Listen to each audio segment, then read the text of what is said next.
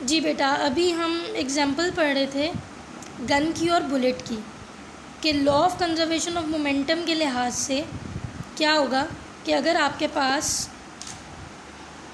Gun है और आपके पास बुलेट है और आपने बुलेट को फायर किया है तो बुलेट आगे की तरफ को जाएगी तो गन पीछे की तरफ को थोड़ा सा रिकॉइल होगी ताकि इनका मोमेंटम एक दूसरे को कैंसिल आउट करे और फाइनल मोमेंटम का आंसर ज़ीरो आ जाए। ठीक है, अब इसमें एक और चीज़ भी देखने वाली है, वो ये कि अगर हम ये तो हमें पता था कि इनिशियल मोमेंटम जो है वो दोनों का ज़ीरो है। ठीक है, उसको तो अब हम लिखते ही नहीं क्योंकि वेलोसिटी किसी चीज़ की थी नहीं, तो इनिशियली इस सिस्टम का मोमेंटम क्या था, ज़ीरो था। अब हम लेते हैं final momentum after firing the bullet, total momentum निकालते हैं। Total momentum of gun and bullet, gun और बुलेट दोनों का momentum after gun is fired या after bullet is fired from the gun, ये मैंने गन इज़ फायर्ड लिख दिया, after bullet is fired from the gun. ठीक है, तो वो क्या होगा, is equal to M V plus M we.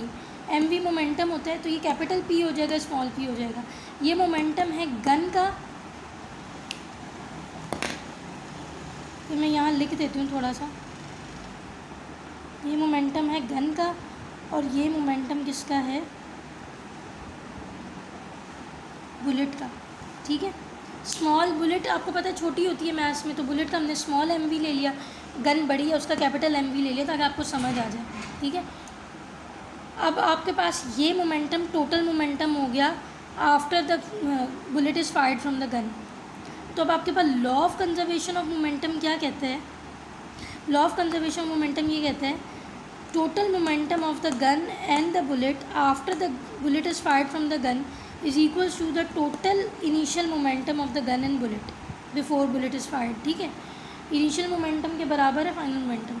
अब इनिशियल मोमेंटम ज़ीरो था, हमने देखा अभी क्योंकि वेलोसिटी नहीं थी, फाइनल मोमेंटम ये आ गया। ठीक है, दोनों के मोमेंटम को ऐड कर लिया।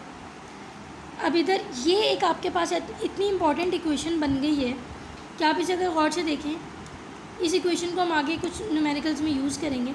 मैंने आपको पहले भी ये बात बताई थी कि आपके पास जो इक्वेशन बनती है उसमें अगर चार वेरिएबल हैं, देखिए चार हैं, एक कैपिटल एम है मास ऑफ गन, एक कैपिटल वी है वेलोसिटी ऑफ गन, एक स्मॉल एम है मास ऑफ बुलेट, एक स्मॉल वी है वेलोसिटी ऑफ बुलेट। इन चारों वेरिएबल्स को हम कोई भी इनमें से कोई एक वेरिएबल फाइंड कर सकते हैं जो हमसे पूछा जाए।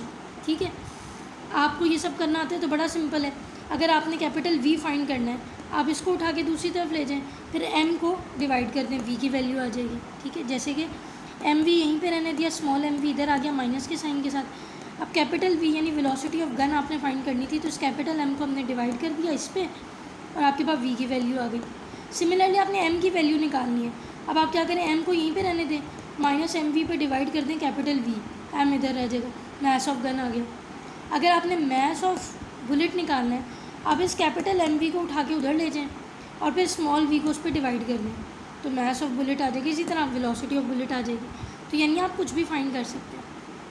ठीक है, ये चीज़ आपको समझ आ गई। दूसरी बात इन्होंने एक और कही है कि बुलेट आगे जाएगी, गन भी पीछे को होगी, लेकिन बुलेट का मास छोटा है, गन का मास बड़ा है।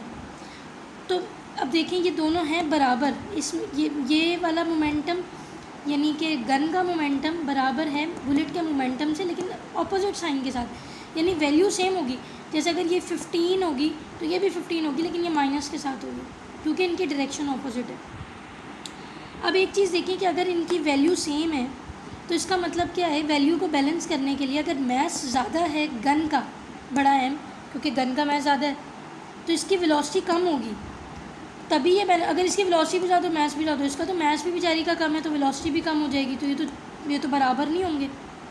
क्या होगा कि मास ऑफ बुलेट थोड़ा है तो उसकी वेलोसिटी ज़्यादा होगी। ठीक है, मेरे कहने का मतलब ये है कि अगर आपके पास मास ऑफ बुलेट है 5 और इसका मास है 2,